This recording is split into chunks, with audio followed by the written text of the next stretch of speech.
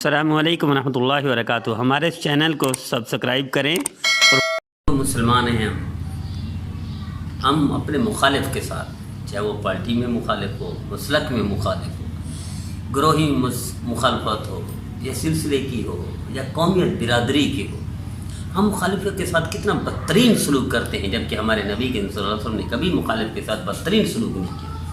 حضور نے اچھا ہی کیا ہو ہمیشہ۔ اس لیے نبی کریم صلی اللہ تعالی وسلم نے ارشاد فرمایا ان اللہ کتب الاحسان علی کل شیء، کہ اللہ تعالیٰ نے ہر چیز پر جانور کے ساتھ بھی فرمایا احسان کو فرض قرار دے دیا، یعنی اچھے سلوک کو فرض قرار دیا گیا۔ اس لیے اللہ فرماتے ہیں وقولوا للناس حسنا، اچھا سلوک کیا کرو، ادفع باللتی ہی احسن، کہ آپ اچھے سلوک سے ہی اس کو رام کر سکتے ہو، مخالفین کو اپنا بنا سکتے ہو، مخالفین کے ساتھ برتاؤ کرنا یہ فرض ہے، اچھا سلوک کرنا یہ نبی کے صلی اللہ تعالی وسلم کی سنت ہے۔ اور ہم کیا کرتے ہیں، ہم اپنے مخالف کو گالیاں دیتے ہیں، بددعائیں دیتے ہیں، غیبت کرتے ہیں، بہتان لگاتے ہیں، الزام لگاتے ہیں، رات دن پیچھے پڑ جاتے ہیں۔ یہ میرے نبی کی سنت نہیں ہے۔ المیہ یہ ہے کہ عوام تو پڑھی، اس میں پڑھی، علماء بھی اسی میدان میں آگے کود گئے، مخالفین کے ساتھ بدترین سلوک کرتے ہیں، نبی کی سنت کو بھول گئے، اللہ کے فرمان کو بھول گئے۔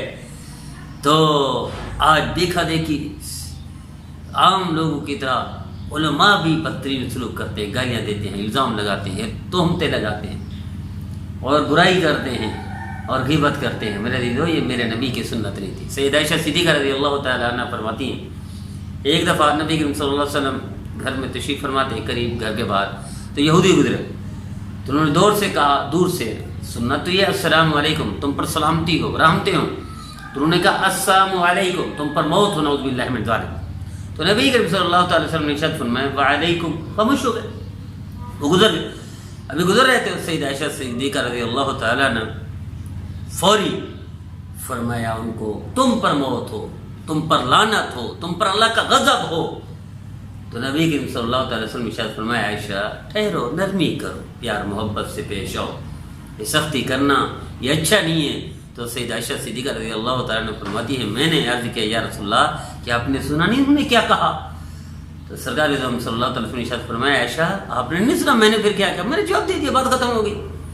آگے سختی کرنا اور تلخی کرنا، درستی کرنا اور رویہ سخت کرنا، بددعائیں دینا، یہ ہمارا کام نہیں ہے۔ ہمارا کام برائی سے اچھائی کو بدلنا ہے، برائی والے کو اچھائی کا جواب دینا ہے، اور بدترین سلوک والے کو اچھے سلوک سے جواب دینا ہے، یہ ہمارا کام ہے۔ ہم نے برے سلوک کے لیے نہیں، ہم اچھے سلوک کے لیے آئے ہیں۔